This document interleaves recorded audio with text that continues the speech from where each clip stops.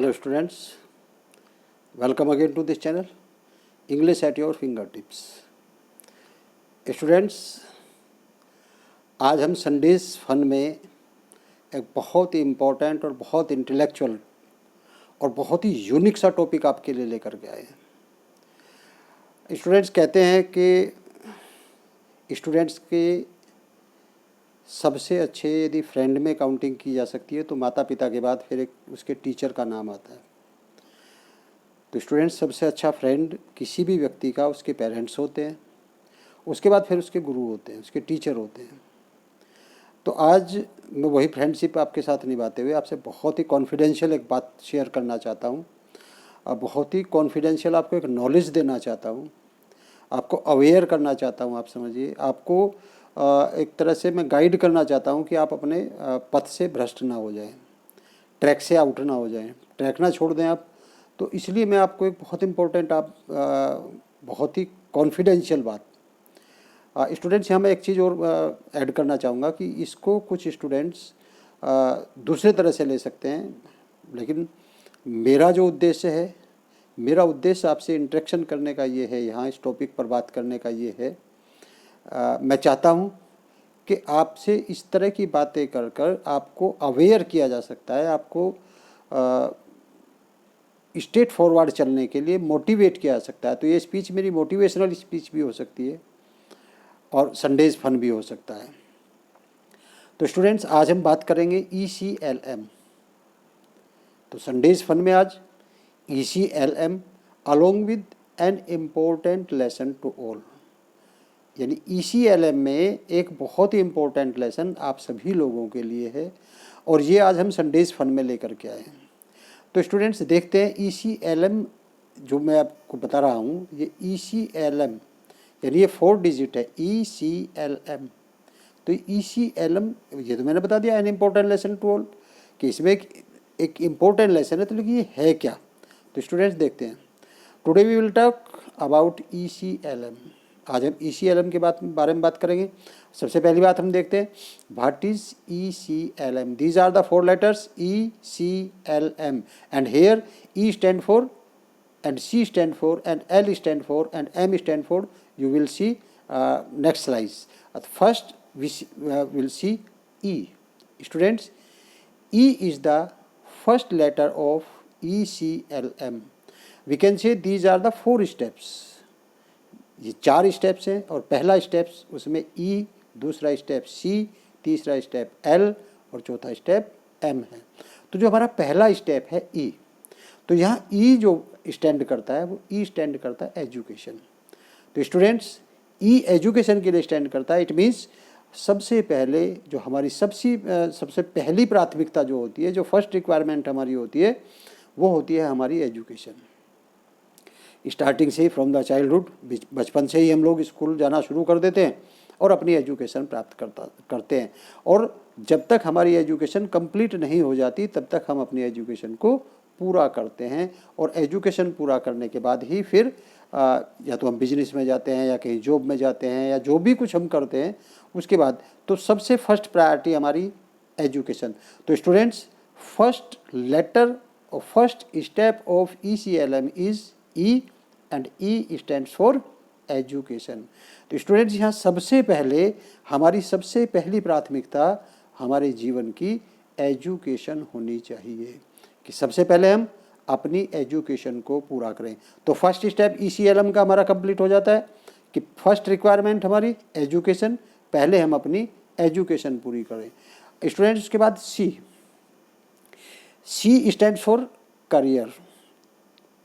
Education प्राप्त करने के बाद हम अपना करियर, हम अपना आप सेटल हो जाए, चाहे हम बिजनेस करें, चाहे हम जॉब करें, चाहे हम अपना कोई जैसे डॉक्टर्स हैं वो क्लिनिक्स खोल करके सेटल हो जाएं, जो लॉयर हैं वो अपना जो है सेटअप कर ले। तो उसके बाद हम जो सेकंड हमारी प्रायोरिटी होनी चाहिए, फर्स्ट प्रायोरिटी हमारी, फर्स्ट रिक्वायरमेंट हमारी एजुकेशन, सेकंड रिक्वायरमेंट हमारी career. A good career for survival. अब यहाँ स्टूडेंट्स ध्यान रखें, यदि किसी के पास अच्छा करियर नहीं होता तो वो अच्छे से सर्वाइवल भी नहीं कर पाता। तो अच्छे सर्वाइवल के लिए हमारे पास एक अच्छा करियर होना चाहिए। तो सबसे पहले हम अपनी एजुकेशन प्राप्त करें, और हम अपनी एजुकेशन प्राप्त करने के बाद फिर हम अपने करियर पर ध्यान दें, और अपना करियर देख करके हम अच्छे से सेटल हो जाए, ताकि हम अच्छे से सर्वाइव कर सकें। तो ECLM में से हमारी दो स्टेप हमारे आ चुके। First step education and second step career. अब स्टूडेंट्स थर्ड स्टेप को देखते हैं। थर्ड स्टेप हमारा ECLM का थर्ड स्टेप है L। तो students first education, second career and third love. Students love का जो स्टेप है वो थर्ड होता है। तो फर्स्ट आपकी प्रायोरिटी एजुकेशन होनी चाहिए, सेकंड प्रायोरिटी आपका करियर होना चाहिए, एंड थर्ड प्रायोरिटी आपका लव होना चाहिए। अब यहाँ स्टूडेंट्स जो मैं आपको एक इम्पोर्टेंट एडवाइस और सजेशन देना चाहता हूँ, वो क्या देना चाहता हूँ कि कुछ स्टूडेंट्स इसके जो सीक्वेंस है इसको डिस्टर्ब कर देते हैं। सीक्वेंस क्या है? ECLM। तो अभी हम ECL पे आए हैं। तो सबसे first E education, second career and third L love. अब हम कई बार क्या करते हैं कि एजुकेशन और एजुकेशन के बाद करियर से पहले इस L को ले आते हैं। It means you are going on wrong track. इसका मतलब आप गलत ट्रैक पे जा रहे हैं, और फिर आपको कहीं ना कहीं सफ़र करना पड़ेगा। तो स्टूडेंट्स इस सीक्वेंस को यदि फॉलो करते हैं तो आप अपने लाइफ में एक सक्सेसफुल पर्सन होते हैं और वेल सेटल्ड होते हैं। और यदि आप इस सीक्वेंस में डिस्टर्बेंस करते हैं तो it means you have to suffer in your life. आपको अपने लाइफ में सफ़र करना पड़ेगा। तो फर्स्ट स्टेप आपका एजुकेशन होना चाहिए, सेकंड स्टेप आपका करियर होना चाहिए, थर्ड स्टेप आपका लव होना चाहिए। एंड ECLM का लास्ट जो स्टेप है आपका M for marriage, for settlement of the life. Your last step is marriage. अब now students I want to say what was my message, my message by this video is that we should follow ECLM। E first पहले अपनी education पूरी करिए, C फिर अपना career आप अच्छे से सेटल हो जाइए, थर्ड फिर सोचिए उसके बारे में, आप लव के बारे में, एंड फोर्थ आपका स्टेप होना चाहिए मैरिज। स्टूडेंट ECLM का जो एक सीक्वेंस मैंने आपको बताया, इस सीक्वेंस के साथ यदि कोई छेड़छाड़ की जाती है, कोई डिस्टर्बेंस किया जाता है, यानी एक स्टेप से पहले दूसरे, दूसरे से पहले पहले को, तीसरे को, इस तरीके से यदि आप डिस्टर्ब करेंगे। अब देख लीजिए, यदि मान लीजिए करियर से पहले आप L या M को चूज़ करते हैं तो इसका मतलब आपको सफ़र करना पड़ेगा, क्योंकि फर्स्ट प्रायोरिटी आपकी एजुकेशन के बाद सेकंड प्रायोरिटी आपकी करियर है, सेकंड प्रायोरिटी आपकी L और M नहीं हो सकते। और यदि सेकंड प्रायोरिटी पर आप L M को लेते हैं तो फिर आपका C डिस्टर्ब हो जाता है, आपका जो करियर है वो डाउटफुल हो जाता है। तो फर्स्ट आपका एजुकेशन होना चाहिए, सेकंड आपका करियर होना चाहिए, बहुत इंपॉर्टेंट है। उसके बाद L और M पर आइए आप।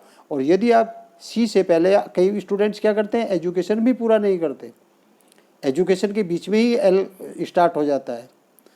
अब यदि एजुकेशन यानी E के बीच में ही आप L को घुसेड़ देंगे स्टूडेंट्स, तो it means you are going on wrong track and you have to suffer too much, क्योंकि आपकी तो एजुकेशन भी पूरी नहीं हो पाएगी। एजुकेशन के बाद करियर, और करियर के बाद ये सब चीज़ें होती हैं। तो स्टूडेंट्स आज की छोटी सी वीडियो में मेरा आपको यही समझाने का उद्देश्य था कि ECLM को फॉलो करिए और अपने जीवन को सुखी बनाइए, आनंदित बनाइए।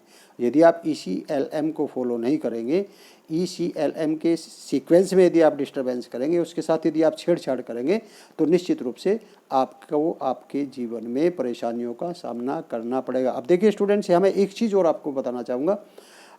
कुछ एक्सेप्शंस होते हैं, कुछ अपवाद होते हैं जिनकी हम प्ली नहीं दे सकते, जिनको हम रीज़न नहीं बता सकते, जिनके साथ हम तर्क नहीं कर सकते, जिनके तर्क दे करके हम अपने इस सीक्वेंस के साथ छेड़छाड़ को सही साबित नहीं कर सकते।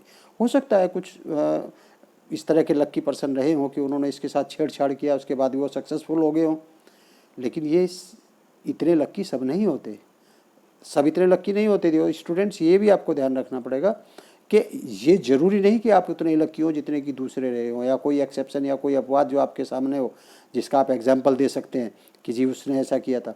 तो ये ज़रूरी नहीं कि आप भी उतने लकी हो जितना वो लकी रहा है।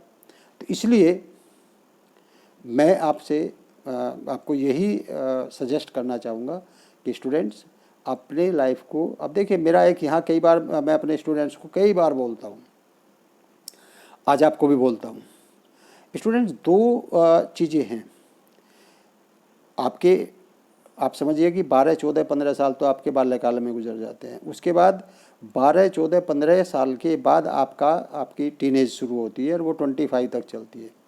तो यानी आप ये समझ लीजिए, मैं ये कह सकता हूँ कि 12 से 15 साल जो हैं आपके बहुत इम्पोर्टेंट है, और ये 12 से 15 साल ही आपकी लाइफ को बनाने के लिए होते हैं, और ये 12 से 15 साल ही आपकी लाइफ को डिस्ट्रॉय करने के लिए होते हैं। अब स्टूडेंट्स, जो ये मेरा अपना सर्वे कह सकते हैं आप, मैंने सर्वे भी किया है और मेरा अपना एक्सपीरियंस है। स्टूडेंट्स जो इन 12 से 15 साल में स्ट्रेट फॉरवर्ड होकर के मेहनत करता है, कठिन परिश्रम करता है और बाकी सारी चीज़ों को एक तरफ रख देता है, वो बाकी के जीवन के 50, 60, 70 साल जो भी बचते हैं उसमें खूब एंजॉय करता है।